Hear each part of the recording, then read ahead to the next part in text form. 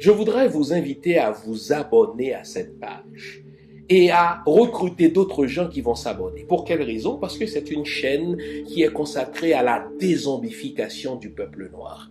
Vous savez, en ma qualité de théologien, d'historien et d'expert en management public, je décide de mettre toute mon énergie et toute l'équipe qui travaille avec moi décide aussi de mettre toute son énergie à la dézombification du peuple noir. L'émission s'appelle Lumière sur le monde. Eh bien, cette lumière, ce n'est pas moi. Cette lumière, c'est le travail que nous faisons ensemble. Lorsque tout à coup, on réalise qu'on nous a roulé dans la farine, on réalise qu'on nous a trompés pendant, n'est-ce pas, des siècles, et que tout à coup, nous prenons conscience de nos ressources, nous prenons conscience de notre identité, et ayant pris conscience de tout cela, nous prenons la décision de partager ce que nous sommes, ce que nous comprenons avec les autres. Donc, nous avons besoin d'avoir une masse critique d'hommes et de femmes noirs réveillés qui vont changer, n'est-ce pas, leur pays respectif pour la gloire de nos ancêtres. Nos ancêtres méritent cela. Ils se sont sacrifiés pour nous et c'est à nous aujourd'hui de prendre le relais. Comment on le fait? On le fait en se dézombifiant et en dézombifiant les autres. Je vous invite donc à liker ce qui se fait sur cette chaîne, à le sharer, à le partager avec les autres, à vous abonner et si vous l'avez fait déjà, à recruter d'autres qui vont s'abonner. On est ensemble, on garde le moral car tant que va le moral, tout va.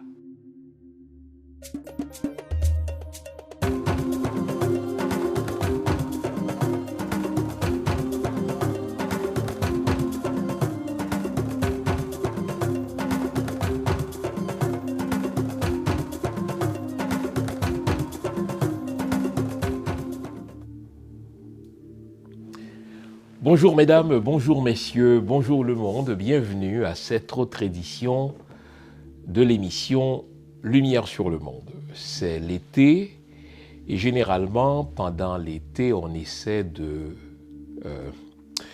ne pas trop se coller à l'actualité politique, à l'actualité, si vous voulez, quotidienne.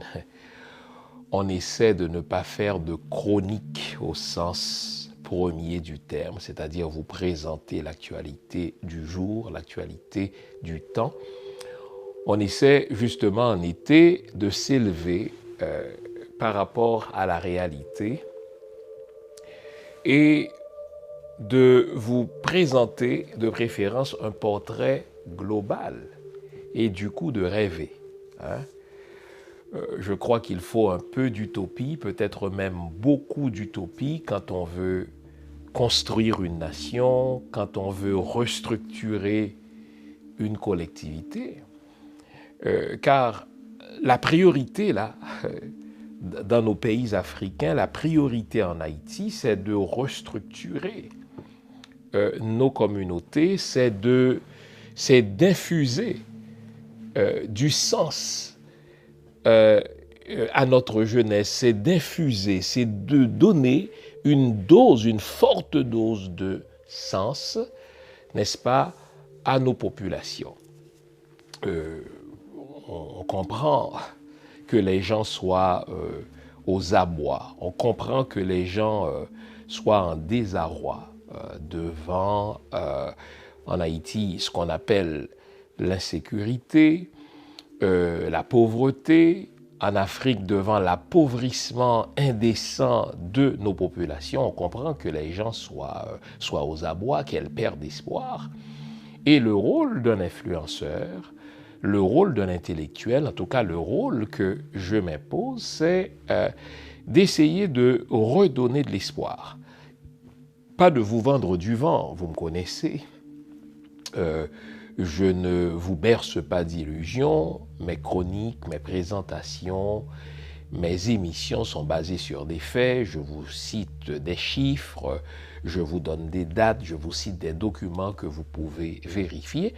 Mais toujours est-il que quand je suis devant cette caméra, 2 fois plutôt qu'une, le mercredi et le dimanche, eh bien c'est pour vous montrer que, waouh, la chose n'est pas si désespérante que cela. Il ne faut jamais perdre espoir, car un problème sans solution, comme le disait l'autre, c'est un problème mal posé. Et nous allons justement voir ce matin que ce qu'on appelle le problème d'insécurité en Haïti, c'est un problème tout simplement mal posé. C'est un problème qu'on ne veut pas résoudre et qu'on veut balayer dans la cour des autres pour dire, écoutez, j'en ai pas les moyens, et que les autres ne veulent pas résoudre non plus. Je les comprends. Pourquoi viendraient-ils résoudre un problème qui fait leur affaire? Pourquoi viendraient-ils résoudre un problème qu'ils ont créé? Pourquoi viendraient-ils résoudre un problème qu'ils veulent maintenir pour des raisons idéologiques? Et donc, à l'émission d'aujourd'hui, qui est un hors-série, nous allons nous arrêter sur un certain nombre d'enjeux dans nos pays africains, en Haïti en particulier, n'est-ce pas? Et nous demander, est-ce que ces problèmes-là sont véritablement sans solution? Est-ce que ces problèmes-là sont si énormes qu'on veut nous le faire croire? Ou bien est-ce que tout simplement c'est de la fumisterie, on projette sur nous un écran de fumée pour que nous ayons peur? Et cette fumisterie-là sert évidemment une idéologie raciste, une idéologie géopolitique, une idéologie politique. Donc nous allons nous poser la question aujourd'hui, est-ce que le problème d'insécurité en Haïti est un problème sans solution? Dès qu'on dit insécurité, vous avez un certain nombre de faits en tête. Dès qu'on dit insécurité, vous avez un certain nombre d'images en tête. Dès qu'on dit insécurité, vous avez un certain nombre de noms en tête. Dès qu'on dit insécurité, vous avez un certain nombre d'horreurs, d'atrocités en tête. Et c'est là où un hors-série a toute son utilité, en ce que le hors-série s'élève au-delà de la chronique. Il s'élève, le hors-série, au-delà du quotidien pour présenter le portrait global et, ce faisant, nous faire voir à quel point ce n'est pas un problème si difficile que cela.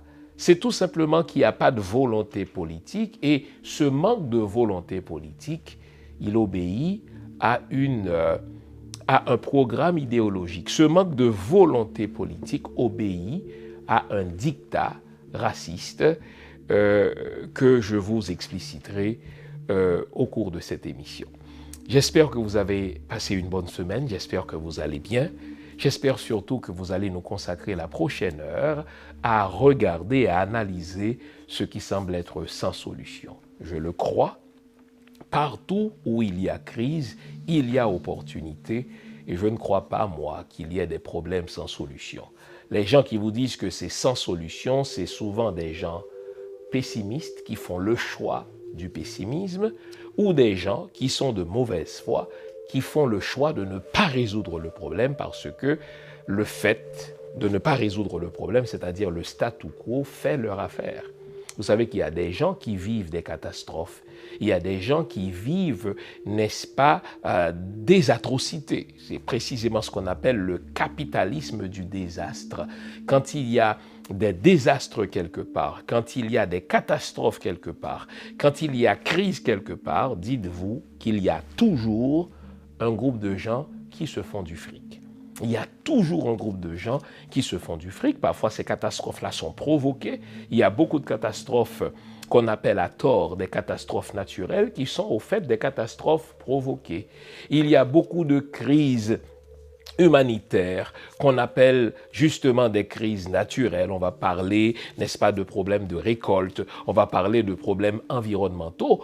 Ces problèmes-là ont l'air naturels, mais en réalité, ils sont concoctés, ils sont forgés dans des laboratoires, ils sont conçus par des stratèges à des finalités non avouées parce que non avouables. Donc, vous allez voir que ce qu'on appelle problème d'insécurité en Haïti, ce n'est pas un problème sans solution, c'est un problème qu'on pourrait facilement résoudre. Je ne suis pas un expert dans des questions de sécurité, mais j'ai suffisamment lu sur la chose, j'ai reçu suffisamment d'experts en sécurité sur mon plateau, et c'est tout simplement une question de bon sens. Vous allez voir Vous n'avez pas besoin d'être expert, d'avoir un doctorat dans des questions de sécurité pour comprendre que ce qui se fait en Haïti, ce qui se passe là en Haïti, n'est pas un problème sans solution. Le b.a.-ba même de la chose prouve que si on le voulait, le problème serait déjà résolu.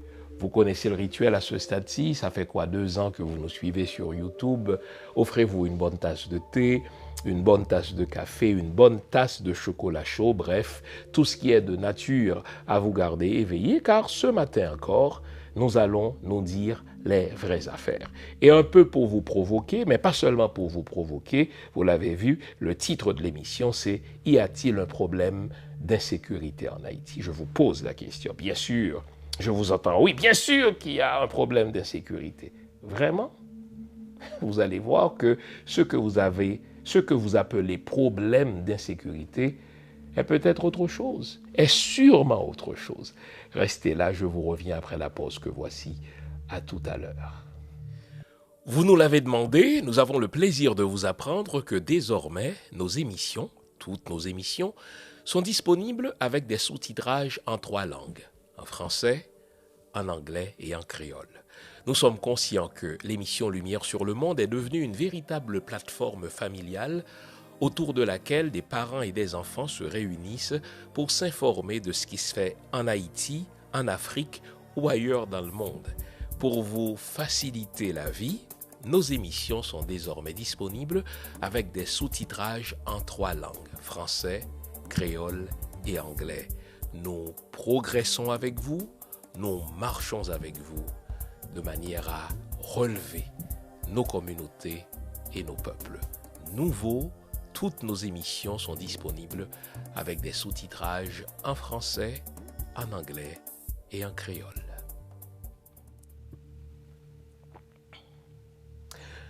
Avant la pause, on s'est posé la question, et c'est même le titre de l'émission, à savoir est-ce qu'il y a un problème d'insécurité en Haïti?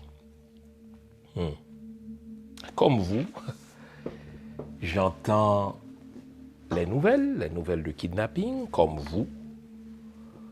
Je vois les meurtres qui sont perpétrés.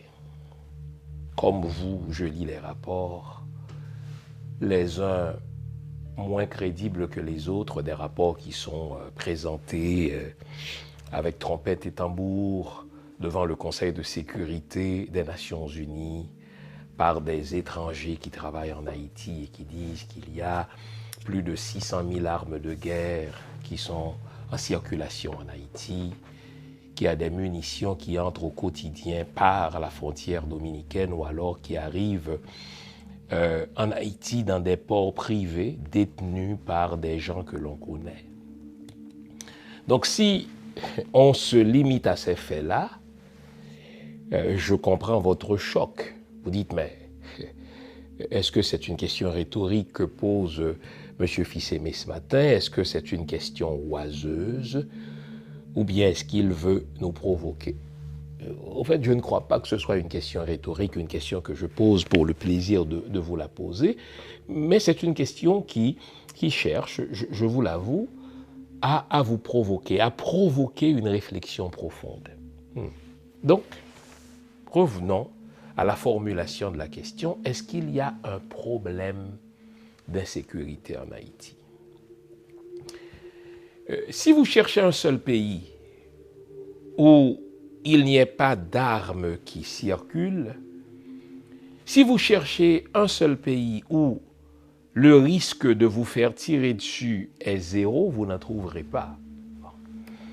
Même à Cuba où les autorités veillent au grain, même à Cuba où, en tant qu'étranger, on peut se promener à n'importe quelle heure, à n'importe quel moment, eh bien, si vous suivez l'actualité, eh bien, au cours des derniers mois, au cours des dernières semaines, on a entendu, n'est-ce pas, des nouvelles voulant que des étrangers se fassent tirer dessus en pleine rue à Cuba. Bon, il y a 4-5 ans, cette nouvelle-là n'aurait pas été crédible. Il y a 4 ou 5 ans, cette nouvelle n'aurait pas été vraisemblable, mais c'est un fait qu'il n'y a pas un seul pays au monde où le risque de se faire tirer dessus soit 0. Bon.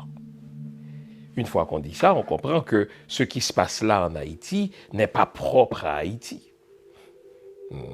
Les pays les plus puissants sont des pays qui sont aux prises avec les plus graves problèmes d'insécurité, avec les plus graves problèmes de tuerie de masse.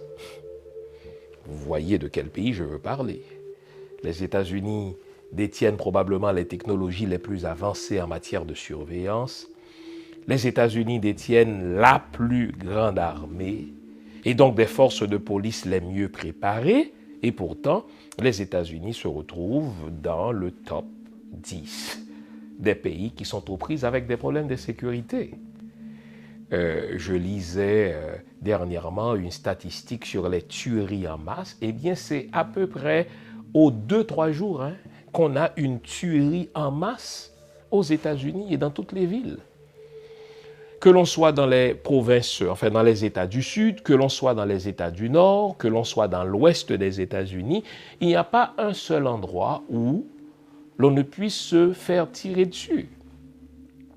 En sorte que, quand on dit « est-ce qu'il y a un problème d'insécurité en Haïti ?», si on ne met pas les choses en proportion, si on ne met pas les choses en perspective, on risque de croire, et c'est ce que les chancelleries canadiennes, américaines, françaises veulent nous faire croire, on risque de croire que Haïti est le seul pays à avoir ce problème.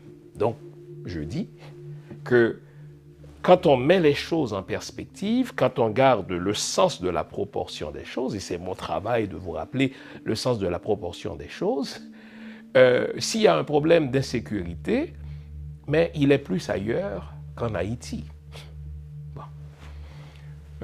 Je suis au Canada depuis 3 décennies maintenant. Je me rappelle que moi, lorsque je venais d'arriver au Canada à la fin des années 80, début des années 90, suivez-moi bien, il y a des quartiers où l'on ne pouvait se promener si on portait un manteau en cuir.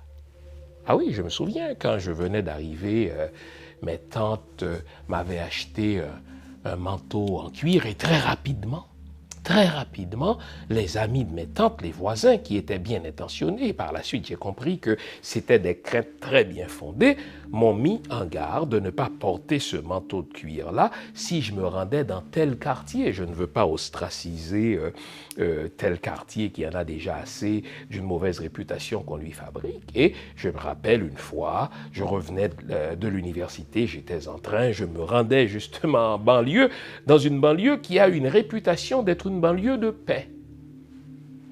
Et je me suis fait agresser avec quelqu'un qui voulait me prendre mon manteau de cuir parce que je n'étais pas censé porter ce manteau de cuir. Nous sommes au Québec. Le Québec qui est perçu comme une province pacifique où il n'y a à peu près pas de problème d'insécurité, sauf que c'est la réputation que le Québec veut projeter. La vérité, c'est qu'il y a plein de problèmes d'insécurité au Québec. Au cours de ces dernières semaines, au cours de ces derniers mois, la police de Montréal en avait plein les bras. La mairesse de Montréal en avait plein les bras. Le chef de police de Montréal en avait plein les bras. Le premier ministre du Québec en avait plein les bras. Le premier ministre du Canada, parce qu'une question d'insécurité ne relève pas seulement de la province, parce que les frontières, les questions de la frontière, les questions de douane, constitutionnellement parlant, relèvent du fédéral. Le premier ministre en avait plein les bras. Le ministre de la Sécurité publique, tant du Québec que du Canada, était interpellé au Parlement. Qu'est-ce qu'on fait ? Des gens mangeaient paisiblement au restaurant dans des banlieues, dans banlieues de Montréal, dans des banlieues nord, etc., des endroits qui étaient perçus jusque-là comme des havres de paix, eh bien, on leur tirait dessus, on les abattait littéralement. Et ne pensez pas que c'était toujours des gens qui avaient maille à partir avec la mafia. Parfois, c'était tout simplement de simples citoyens. Monsieur et madame tout le monde. À un moment donné, j'ai quelqu'un qui travaillait dans mon équipe dont, justement, le beau-père a été abattu comme cela.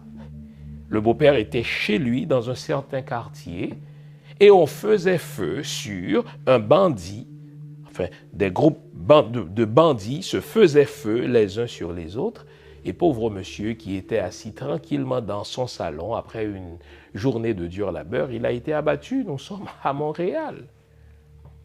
Et aujourd'hui encore, à chaque semaine, si vous prenez votre journal, ici à Montréal, à chaque semaine, et parfois 2, 3 fois par semaine, il y a tel homme qui se fait abattre, telle femme qui se fait abattre, parce qu'il y a des armes en circulation.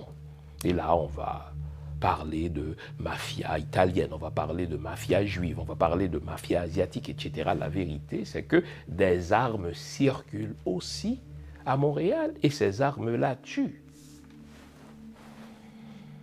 Et lorsque les chefs de police donnent des conférences de presse, lorsque la mairesse de Montréal répond aux questions des journalistes, eh bien, elle a la candeur de dire, écoutez, la vérité c'est que on ne peut pas en venir à bout comme cela. Il faut espérer augmenter le nombre de policiers dans les rues, créer des unités spéciales pour surveiller justement la circulation des armes, faire plus d'interpellations routières. La vérité c'est que Montréal n'est pas une ville aussi sécuritaire que sa réputation le dit.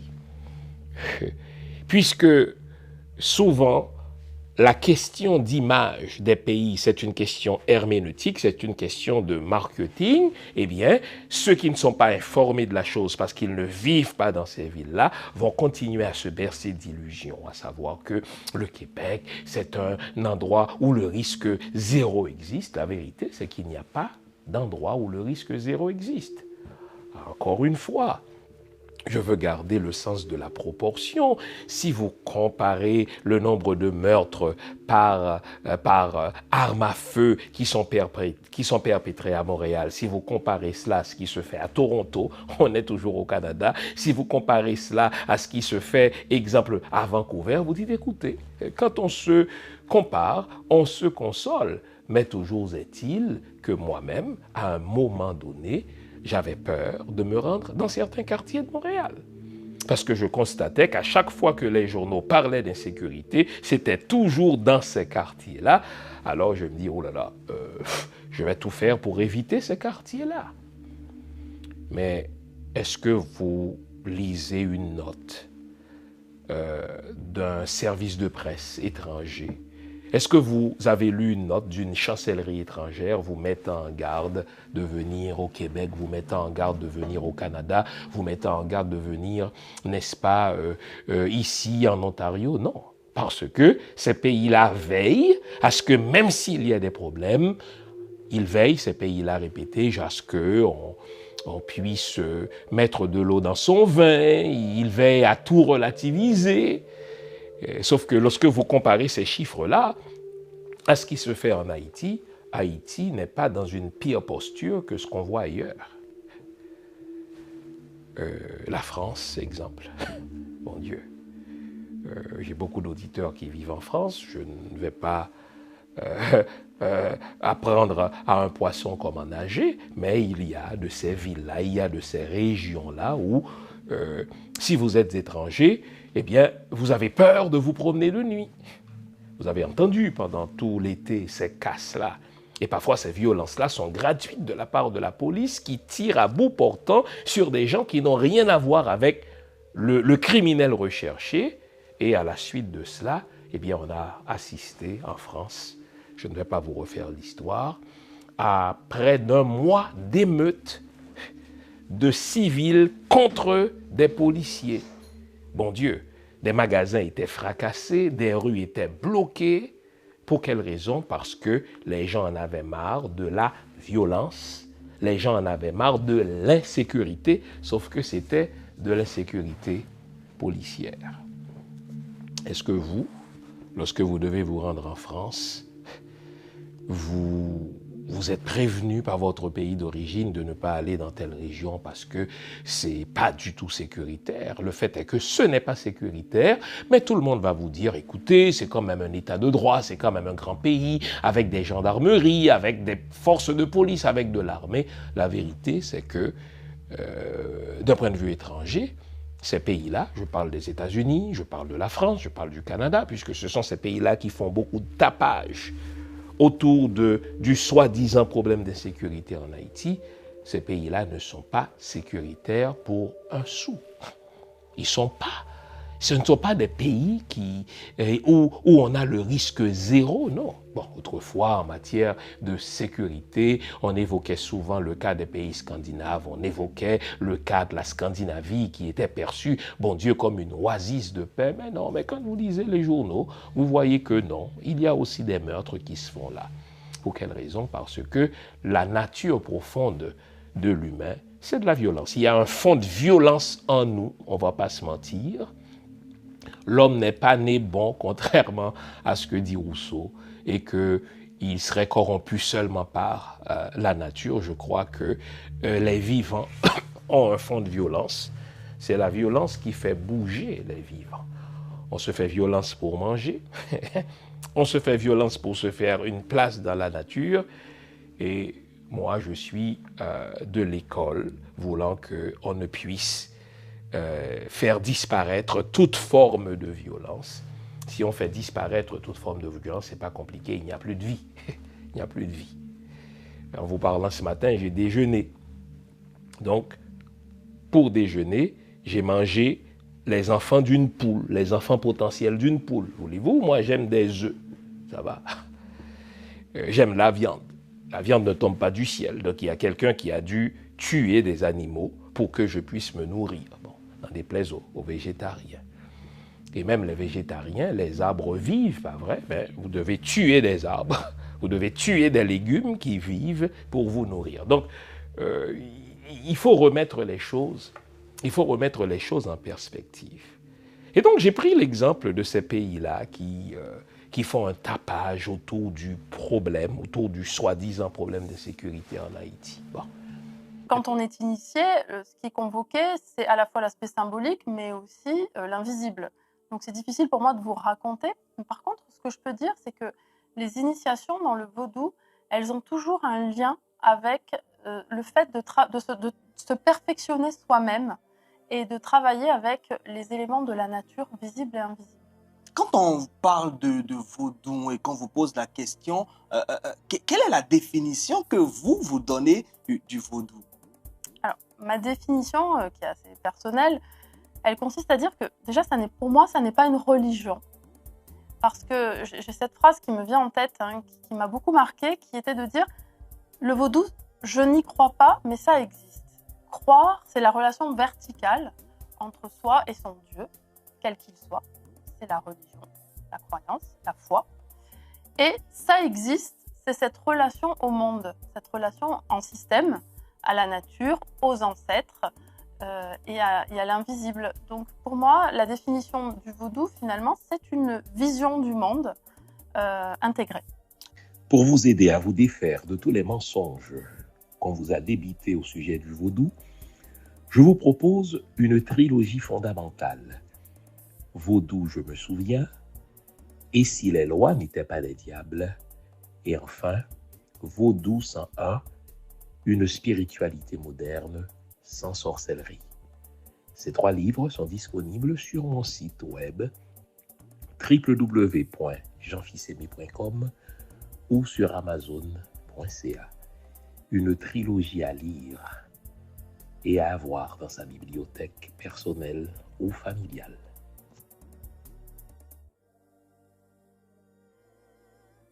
Bon. Maintenant, regardons dans la région voisine d'Haïti. On fait un tapage autour du soi-disant problème d'insécurité en Haïti. Êtes-vous déjà allé à la Jamaïque, vous? Quand vous allez voir un agent de voyage, vous entrez dans une agence de voyage pour dire à madame Généralement, ce sont des femmes que vous voulez aller passer des vacances à la Jamaïque, mais vous voyez bien dans ses yeux, vous voyez bien sur son visage, le visage étant un centre de communication, vous voyez bien que la personne, bien sûr, elle doit vous vendre le billet, elle doit vous vendre, n'est-ce pas, le resort, mais elle a le goût de vous dire, mais madame ou monsieur, est-ce que vous êtes bien informé d'aller passer des vacances en Jamaïque?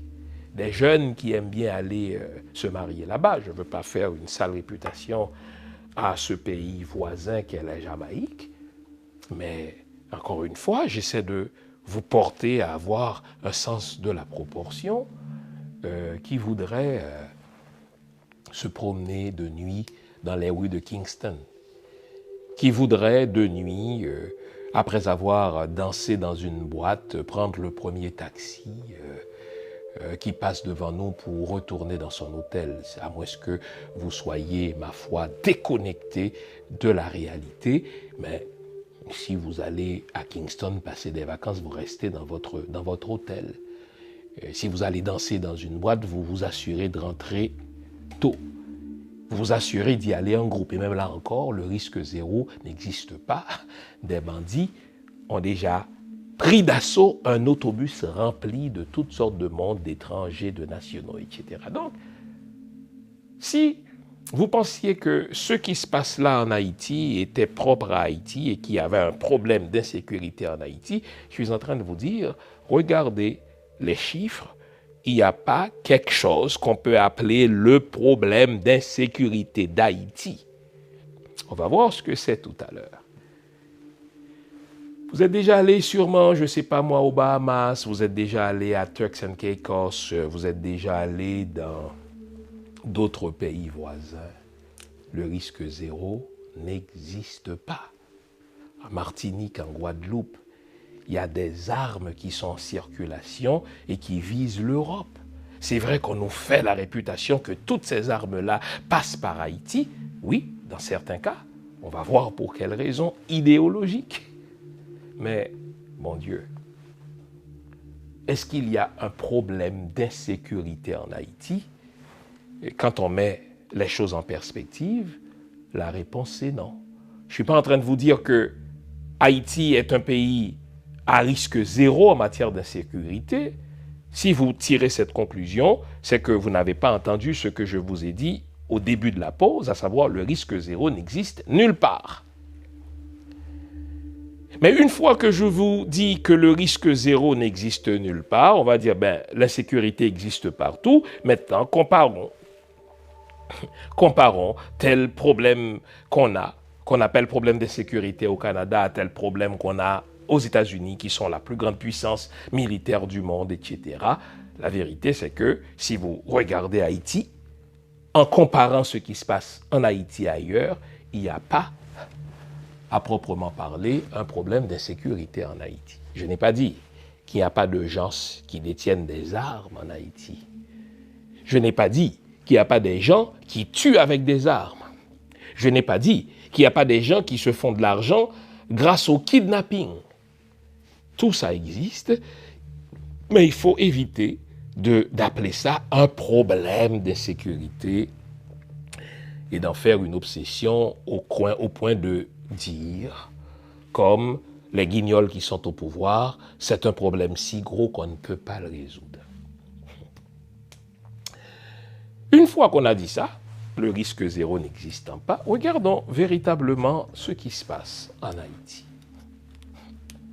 Au fait, si vous prenez la carte d'Haïti, nos 27 000 km², la plus grande partie du territoire haïtien est en sécurité.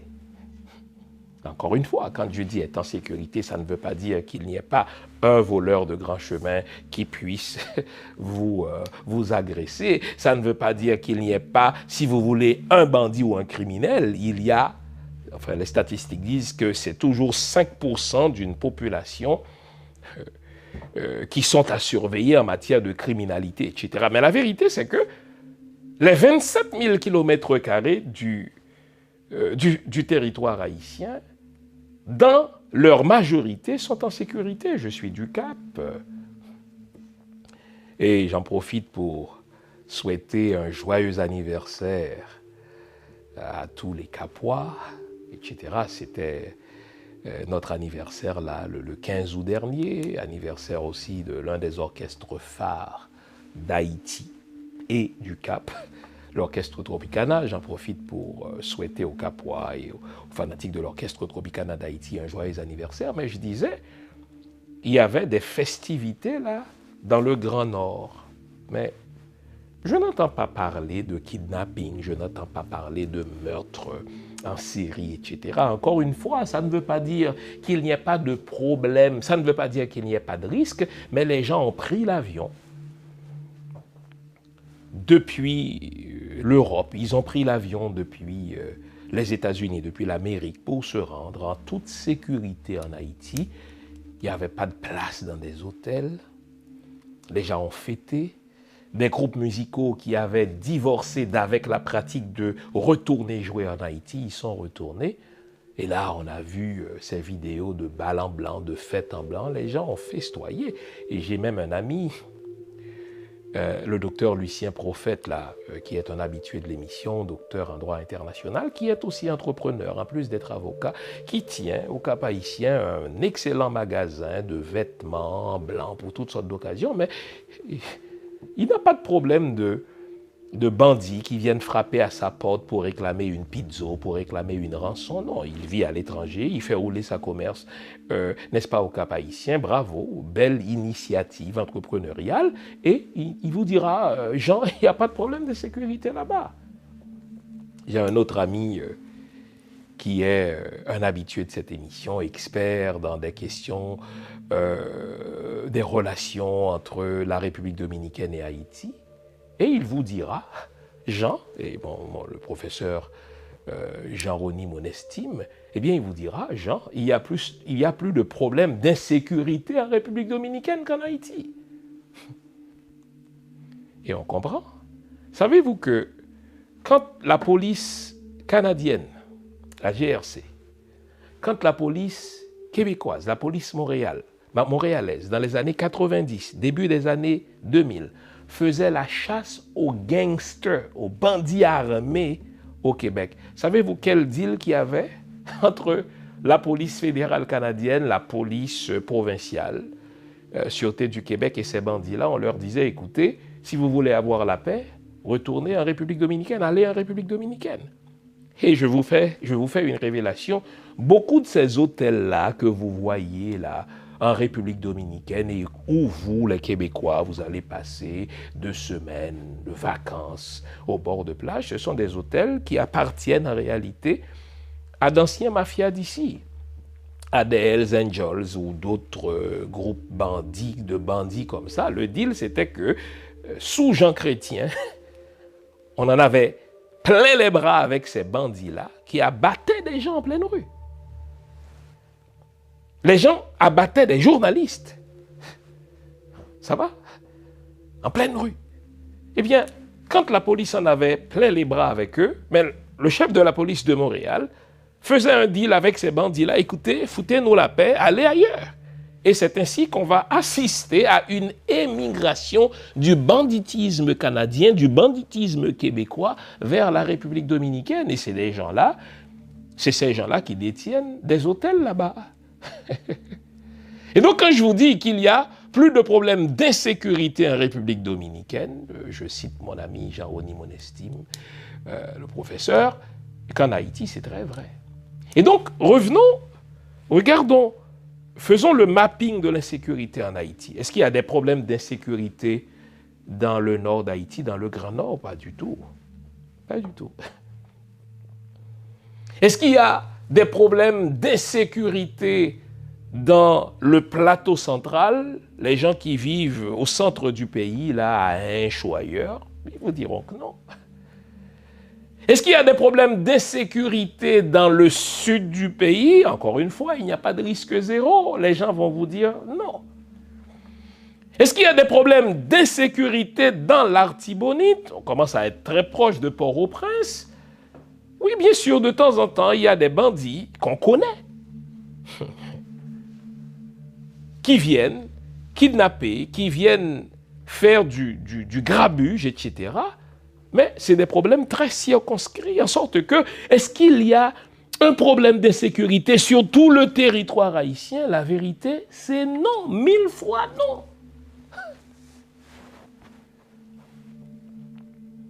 Ce qu'on appelle problème d'insécurité en Haïti, au fait, c'est, au fait, du banditisme transnational, du banditisme international qu'on explique par un triangle.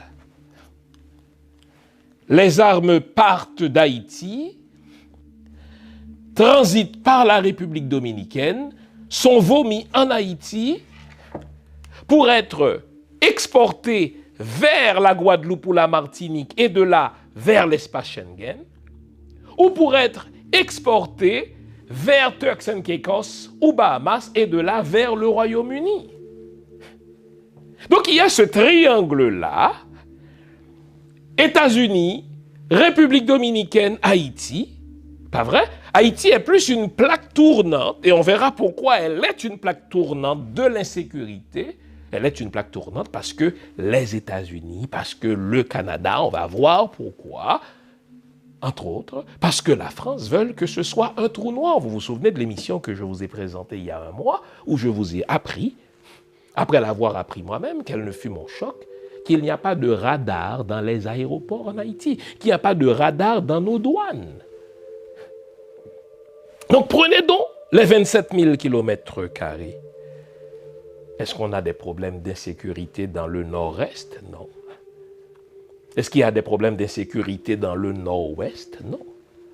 Donc, les armes qui sont en circulation dans un espace très circonscrit qu'on appelle l'agglomération de Port-au-Prince.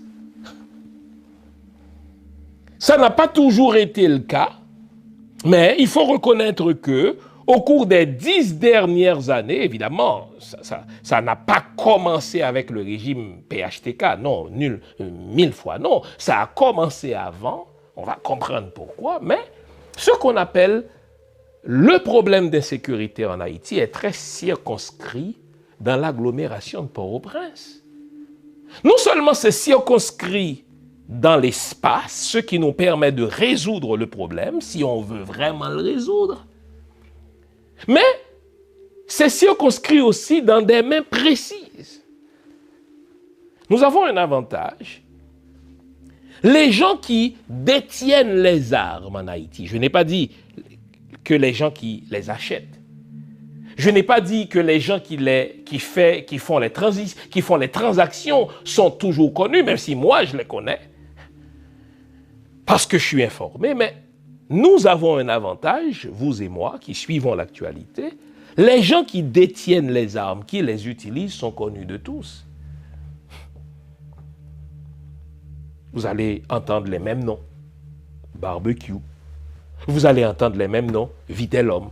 Vous allez entendre les mêmes noms. L'Amos en joue. Vous allez entendre les mêmes noms. ISO, etc. Non seulement connaissons-nous les noms, mais nous connaissons les visages.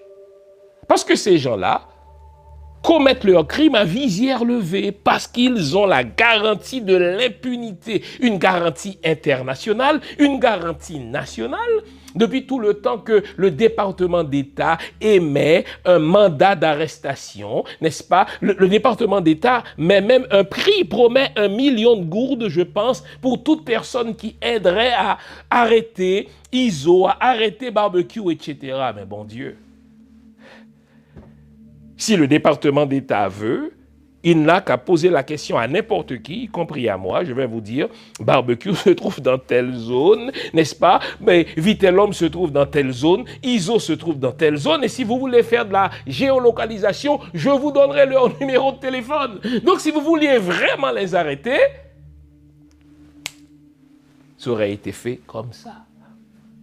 Donc, non seulement ce qu'on appelle l'insécurité en Haïti est-elle circonscrite dans l'espace, elle est heureusement circonscrite dans le temps, ça ne fait pas partie de notre culture, mais elle est aussi circonscrite entre une poignée de mains. Puis de par ma formation historien, et donc l'historien a pour tendance de faire de l'histoire, de poser une grille historique sur tout ce qu'il fait. Il va comparer l'histoire de tel lieu à l'histoire de tel autre lieu. Parce que dans les années 80-90, la Colombie était aux prises avec de véritables problèmes d'insécurité dus à ce qu'on appelle le cartel de Medellín de Pablo Escobar et de tous les autres qui travaillaient pour lui. Là, on avait un véritable problème.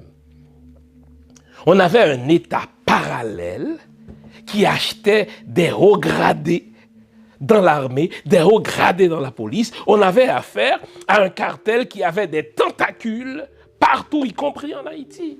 Les gens ne savent pas que Pablo Escobar s'est rendu 2 fois plutôt qu'une en Haïti. Il a logé, n'est-ce pas, dans un hôtel à Port-au-Prince. El Rancho, pour ne pas le nommer. Il est allé personnellement rencontrer le colonel Jean-Claude Paul pour s'assurer de l'atterrissage de sa marchandise qui visait les États-Unis. Eh bien, la Colombie avait un véritable problème d'insécurité. On abattait les gens dans toutes les rues de la Colombie. On faisait sauter. Imaginez, des gens sont entrés dans le palais de justice de la Colombie, n'est-ce pas, à Bogota, et ils ont pris en otage les membres de la Cour suprême. Ça, c'était un problème d'insécurité. Savez-vous, en proportion, qu'il y a beaucoup plus d'armes? On évalue la population américaine à quoi? 260 millions d'habitants. Il y a beaucoup plus d'armes en circulation qu'il n'y a d'habitants aux États-Unis. Donc, la statistique veut qu'il y ait 3 armes par Américain. Là, vous avez un problème de sécurité. Un jeune garçon de 6 ans qui a reçu une arme d'un parent a abattu littéralement sa grand-mère. Un autre a abattu sa mère. Vous avez un jeune adolescent qui a reçu comme cadeau une arme de guerre, un arsenal, et qui débarque dans une église qui a abattu du monde comme ça. Vous vous souvenez de cela? Alors, proportionnellement parlant, quand on regarde les proportions, quand on fait la bonne mise en perspective, quand on fait de l'histoire, vous dites non, il n'y a pas de problème d'insécurité en Haïti. Il y a un banditisme transnational, il y a un banditisme international qui utilise Haïti comme plateforme avec des collaborateurs connus qui, eux, utilisent, n'est-ce pas, les armes à des fins politiques, à des fins commerciales, mais c'est circonscrit dans une agglomération bien précise, c'est dans des mains bien précises, et c'est aussi circonscrit dans le temps. Alors, maintenant qu'on a fait la mise en perspective, qu'on regarde des choses en proportion, regardons véritablement si ce problème est sans solution. On s'arrête, je vous reviens après la pause que voici. À tout à l'heure. Parti de rien et défiant le monde. Toussaint Louverture confondit sa vie avec sa conquête de liberté. Comme Bonaparte, pourtant son geôlier, Toussaint Louverture incarne le triomphe de la volonté sur la fatalité. Né dans l'esclavage, mais ayant reçu la nature d'un homme libre, selon ses propres mots. Né vers 1743 sur une plantation de Saint-Domingue où la captivité, le labeur et les maladies faisaient succomber les esclaves avant leurs 40 ans, il savait la griffe du fouet sur la chair et la douleur des entailles sur la peau. Il découvrit aussi que ses parents, venus de l'actuel Bénin, avaient été séparés au moment de leur asservissement. Il éprouvait comme orphelin de mère la violence de l'esclavage qui détruit toute dignité et remplace par la chaîne des maîtres les liens de la famille. Toussaint Louverture transforma cette condition en ambition, car rien ne l'effraya jamais. « Frappez, si vous osez », lança-t-il un jour au gérant de la plantation. Toussaint Louverture avait montré sa trempe. Il se révéla dans toute sa force de caractère et l'acuité de son intelligence. Le gérant en fit son cocher, bientôt son second, et le mena vers l'affranchissement. Un nouveau regard sur Toussaint Louverture, le magnifique et le sublime. La toute dernière biographie de Toussaint Louverture, l'homme, le stratège, le politique, le gestionnaire et le visionnaire. Un livre à lire et à relire en vente sur mon site www.jeanfils-aimé.com ou sur amazon.ca. Un nouveau regard sur Toussaint Louverture, le magnifique et le sublime. Procurez-vous votre exemplaire maintenant.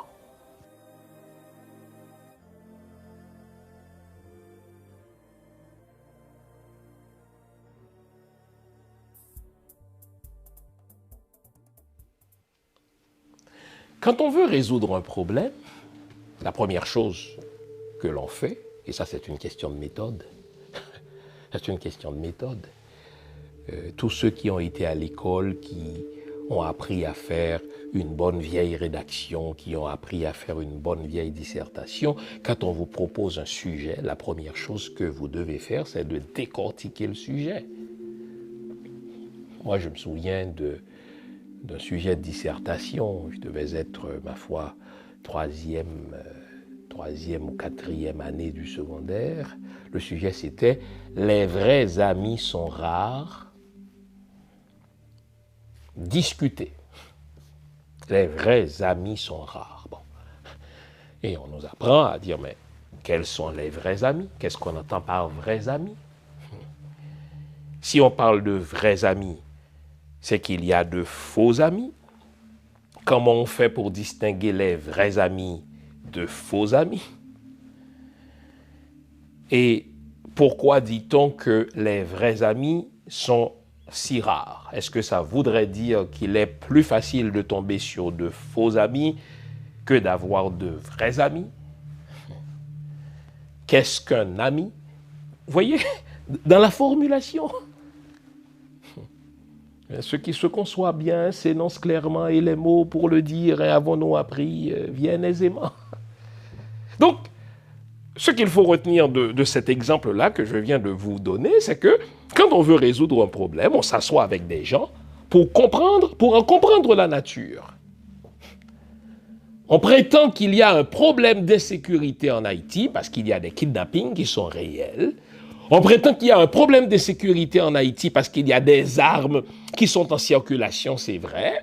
On prétend qu'il y a un problème d'insécurité en Haïti parce qu'il y a des gens qui sont abattus par ceux qui détiennent ces armes-là. Bon, aidez-moi à comprendre tout cela. Ces armes-là, que sont-elles?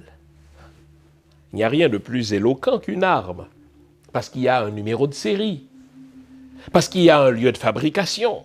Et on découvre que Haïti, mais ne faisant pas d'armes, ces armes-là ne poussent pas en Haïti, elles viennent d'ailleurs. Et on regarde tout de suite ce qu'on entend par ailleurs, ça vient des États-Unis. Ah, ça vient des États-Unis.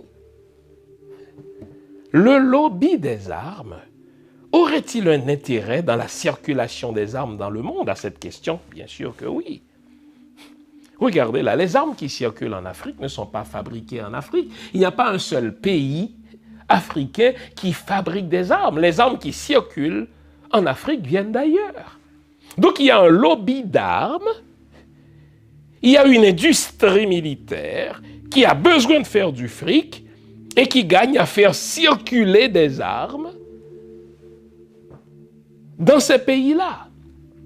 Et on fait mieux circuler des armes dans des pays où l'État est déstructuré, où il n'y a pas de surveillance douanière, où la police est corrompue, etc. Donc vous comprenez pourquoi maintenant il n'y a toujours pas de radar en Haïti, malgré le fait, et je le sais, que sous Jovenel, n'est-ce pas, des représentants du gouvernement haïtien sont venus rencontrer des autorités du Canada, et les autorités canadiennes ont dit, écoutez, ça ne dépend pas de nous, on ne peut pas vous aider à avoir des radars dans vos douanes, dans vos aéroports, ce sont les États-Unis qui n'en veulent pas. Alors pourquoi les États-Unis ne veulent pas qu'il y ait des radars en Haïti? Mais c'est parce que, vous savez, les politiciens canadiens, enfin américains, sont financés par qui? Par le lobby des armes.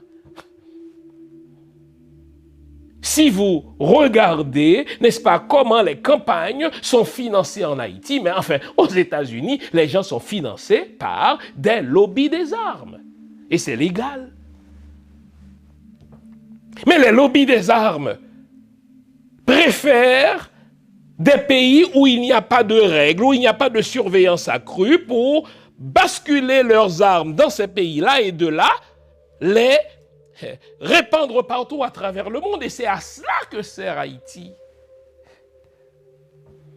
J'ai même des experts en sécurité qui, après avoir entendu mon émission, m'ont appelé pour me dire « Jean, c'est toute une révélation que vous me faites là. Nous, on ne savait pas non plus qu'on n'avait pas de radar. » Donc, on essaie de comprendre le problème, on voit d'où viennent les armes. Maintenant, on va voir le trajet que suivent ces armes-là depuis les États-Unis vers Haïti, mais ces trajets-là sont doubles. Des armes entrent dans des ports privés, détenus par des familles précises. Ce n'est pas tout le monde qui a des ports privés en Haïti. Donc c'est facile d'en faire la surveillance si on voulait. Et l'autre trajet, les armes passent par la frontière dominicaine. Ce ne sont pas toutes les villes d'Haïti qui ont des frontières communes avec la République dominicaine. Donc déjà, on commence à mieux comprendre. Fine.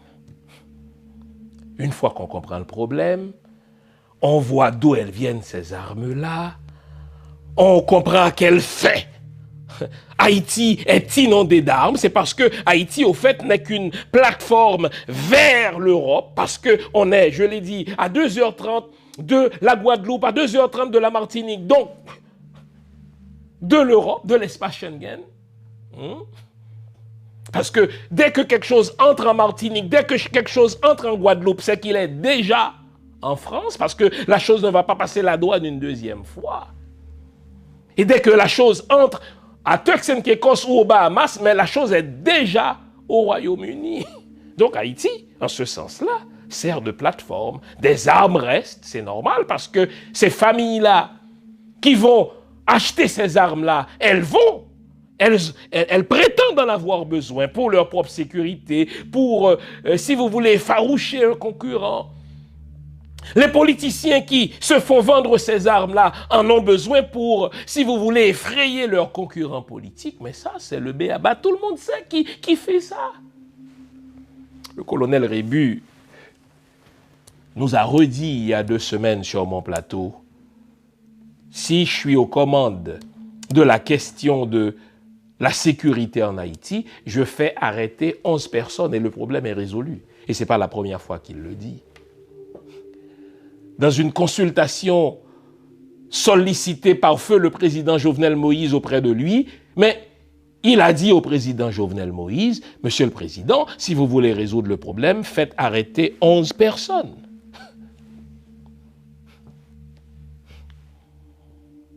Maintenant, c'en est une chose que de comprendre le problème, c'en est une autre que de maintenir une atmosphère de sécurité. Et ça prend une force de police numériquement suffisante, ça prend une force de police bien armée, ça prend une force de police préparée, ça prend une force de police bien payée. Mais en ceci, Haïti offre un avantage énorme. Les dernières statistiques que j'ai lues et que j'avais présentées à l'une de ces émissions révèlent que 65% de la population haïtienne, en tout cas, a moins de 30 ans. Nous avons une population extrêmement jeune. Vous avez des jeunes qui sont au chômage, qui sont dans la force de l'âge, qui ont de l'énergie, mais qui sont au chômage. Laissez-moi vous rappeler un fait d'histoire. Quand à tort, Aristide et Clinton, parce que c'est les deux, ont démobilisé l'armée haïtienne. Je n'ai pas dit que l'armée haïtienne était parfaite. Mais a posteriori, il faut comprendre et reconnaître que c'était une erreur. Pourquoi je cite le nom de Jean-Bertrand Aristide? Parce qu'il revendique la chose. Dans une entrevue qu'il a donnée dans une conférence de presse qu'on peut retrouver sur YouTube, il a dit clairement que c'est moi, je le cite, qui ai démobilisé l'armée. Alors puisqu'il l'a dit comme adulte, on ne va pas lui enlever la chose. Et il a tort. Mais on sait que le président Aristide n'aurait pas pu le faire s'il n'avait la bénédiction des États-Unis d'alors. Et les États-Unis, ils percevaient un avantage. Parce que le président américain, les politiciens américains sont toujours sous la férule directe ou indirecte du lobby des armes. Si on déstructure l'armée d'un pays, cela veut dire que ce pays-là sera aux mains de bandits qu'on peut plus facilement manipuler, qu'on peut plus facilement acheter à nos causes, parce qu'il n'y a plus d'institutions, et c'est ce tort-là qu'on a fait à ce pays-là. Et donc, lorsqu'on a démobilisé l'armée d'Haïti de mémoire dans les années 93, 94, écoutez bien, le Canada, les États-Unis, la France se sont proposés pour former la toute nouvelle école de police. Et vous savez en combien de temps ils ont formé nos policiers qui sont aujourd'hui devenus, si vous voulez, chefs de police, commissaires à gauche et à droite en 6 mois. En 6 mois. Depuis tout le temps que Ariel se plaint de ne pas pouvoir résoudre le problème d'insécurité, Ariel vient de célébrer ses 2 ans au pouvoir. 2 ans. 2 ans, c'est 4 fois 6 mois, c'est 4 semestres. Le Canada, dis-je, la France, les États-Unis ont formé nos cohortes de police, nos premières cohortes de police en 6 mois. Si Ariel voulait vraiment résoudre le problème de l'insuffisance numérique de la police haïtienne, il aurait ouvert un concours pour recruter les jeunes qui cherchent du travail, et ils en cherchent tous. Des jeunes qui aiment leur pays, l'amour du pays, ça s'apprend. Et des jeunes qui veulent servir leur communauté en sécurisant la population. Je vous le dis, Haïti aurait eu, le temps de le dire, la police la plus forte numériquement de la région. Donc on aurait recruté autant de policiers que l'on veut. Je pense que la statistique de mémoire, c'est, dans les pays les plus avancés, c'est 1 policier pour 23 ou 1 policier pour 30 civils, de mémoire. Donc on aurait même pu, si vous voulez battre ce record, en recrutant des jeunes, d'autant que la Constitution nous dit que le service militaire est obligatoire pour les 18-25 ans. Vous voyez, en 2 ans d'Ariel, donc ces 4 semestres, on aurait recruté des jeunes et on les aurait fait former par des pays véritablement amis. Et quand je dis des pays véritablement amis, j'exclus le Canada, j'exclus la France, j'exclus les États-Unis qui contribuent à ce qu'Haïti reste un trou dans lequel on injecte, si vous voulez, des armes qui viennent des États-Unis et qui sont destinées aux pays de l'Europe et aux pays de l'Asie. Non. On se tournerait vers des pays frères qui sont de bonne foi. Moi, j'ai rencontré des autorités sénégalaises qui sont prêtes à collaborer dans ce sens-là pour la formation d'une gendarmerie, pour la formation d'un corps de police. Et le temps de le dire, bing, on aurait des policiers dans chaque quartier, on aurait des policiers dans chaque région, on aurait des policiers en nombre suffisant dans chaque point chaud de la ville. Et en plus, on se poserait la question, maintenant qu'ils ont une formation ponctuelle de 6 mois, mais la question de la formation continue, se poursuivrait. Toutes les professions, tous les corps de métier, tous les corps professionnels imposent à leurs praticiens une formation continue, mais on ferait ça pour notre corps de police. Et on armerait véritablement nos policiers pour surveiller les frontières. On armerait véritablement nos policiers pour surveiller nos eaux territoriales. Donc, vous voyez, ce n'est pas un problème sans solution, c'est qu'il n'y a pas de volonté. Pourquoi n'y a-t-il pas de volonté? C'est que Ariel, puisqu'il a comploté dans l'assassinat du président Jovenel Moïse, il a des squelettes dans le placard, il se laisse mener, poings et pieds liés par les stratèges racistes des États-Unis, les stratèges racistes du Canada, les stratèges racistes de la France, qui tiennent à ce qu'Haïti demeure un trou noir. Imaginez seulement un gouvernement de transition patriote. Car il faut une vraie transition. On n'en a pas de transition. Un gouvernement de transition compétent. Un gouvernement de transition intègre. La première chose, pendant les 100 premiers jours que ce gouvernement ferait, c'est de lancer un concours pour recruter, ma foi, 150 000 jeunes ou 200 000 jeunes qui vont travailler comme gendarmes pour surveiller nos eaux, qui vont travailler comme gendarmes pour surveiller notre frontière avec la République dominicaine, qui vont recevoir une formation pour travailler dans nos aéroports. On va, n'est-ce pas, entraîner des chiens renifleurs pour, si vous voulez, déceler l'entrée de la drogue qui est liée à l'entrée des armes. Bingo! En 6 mois, on a une première cohorte de 200 000 policiers qui sont formés par divers pays africains amis.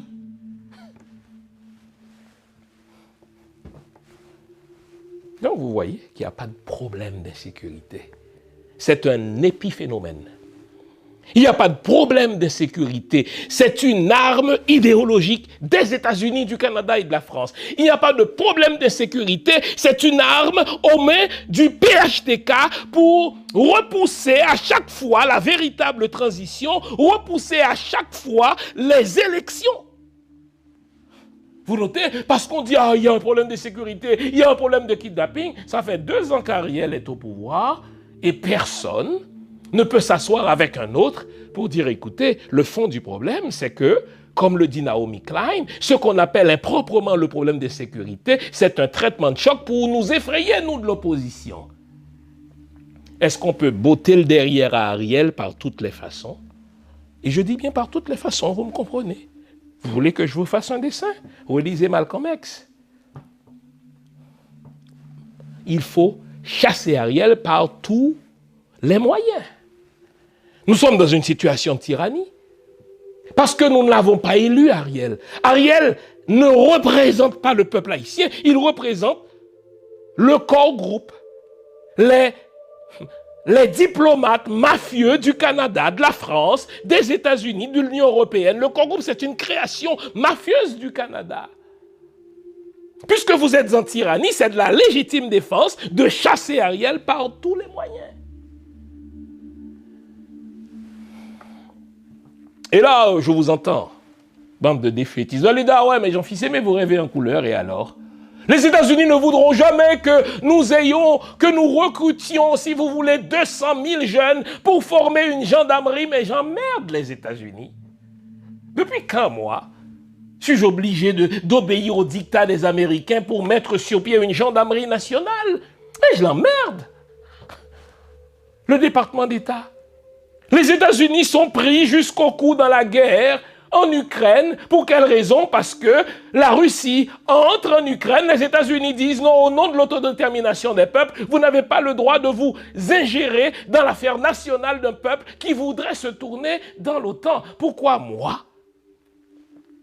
Les États-Unis pourraient tenir le discours contraire. Nous ne sommes plus en 1915. Avec ce discours défaitiste, ah oui, mais les États-Unis, moi, dès que quelqu'un me tient ce langage-là, je raccroche. Ah, mais écoutez là. Dès que quelqu'un me dit, ah, mais Jean, sois réaliste, les États-Unis, ne voudraient jamais. Je vous emmerde, la vérité. C'est qu'avec un tel langage de défaitiste, il n'y aurait pas de Dessalines, il n'y aurait pas de Toussaint Louverture. Et vous savez quoi? On serait encore dans les chaînes à dire, écoutez, le français ne voudra jamais qu'on se libère. Donc, vous voyez, il n'y a pas de problème d'insécurité en Haïti. Il y a une tactique raciste pour qu'Haïti soit un trou.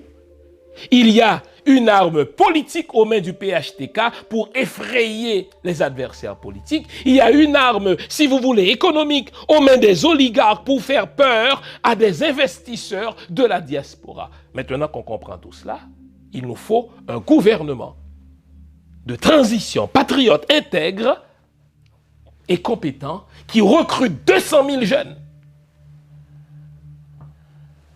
et procéder à leur formation grâce à la coopération de pays frères, véritablement amis. Et en 6 mois, on gère nos frontières, on surveille nos eaux territoriales, on surveille nos douanes.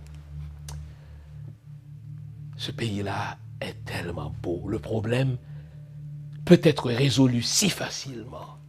Tout ce qui manque, c'est du patriotisme. Tout ce qui manque, c'est de la vision. Tout ce qui manque, c'est une volonté. On n'a rien de cela dans l'équipe actuelle. Il faut la chasser. C'est de la tyrannie.